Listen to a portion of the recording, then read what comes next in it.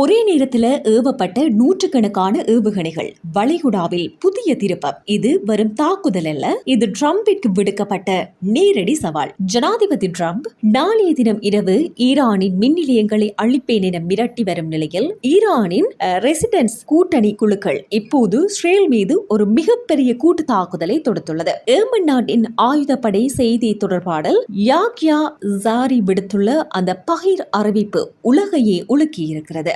நேற்றைய தினம் இரவு நடந்த அதிரடி வெடிச்சம்பவங்கள். ஈரானின் புரட்சிகர ராணுவம், லெபனானின் ஹிஸ்புல்லா மற்றும் ஏமானின் ஹூதி படைகள் இணைந்து தாக்குதலை ஒருங்கிணைத்துள்ளன. இஸ்ரேலின் மகா இஸ்ரேல் கனவை தகர்ப்பதே தங்களுடைய நோக்கம் என்று சொல்லி யாக்கியா சாரி வீர முழக்கம் விட்டிருக்கிறார். அதே மாதிரி இஸ்ரேலின் தெற்கு பகுதியான உள்ளல் ரஷ்ராஷ், அதாவது ஏலாட் நகரில் ராணுவ இலக்குகளை நோக்கி நூற்றுக்கணக்கான குரூஸ் ஏவுகணைகள் மற்றும் தற்கொலை ட்ரோன்கள் ஏவப்பட்டிருக்கின்றன. இந்த தாக்குதல் தனது இலக்கை மிக துல்லியமாக எட்டியுள்ளதாக ஏமன் அறிவித்திருக்கு. அதே மாதிரி அமெரிக்காவின் தாக்குதலை ஈரான் உறுதியுடன் எதிர்கொள்வதை பாராட்டிய ஏமன் வெற்றி கிடைக்கும் வரை எமது புனித ஜிஹாத் தொடரும் என்று சொல்லி தெரிவித்திருக்கிறது.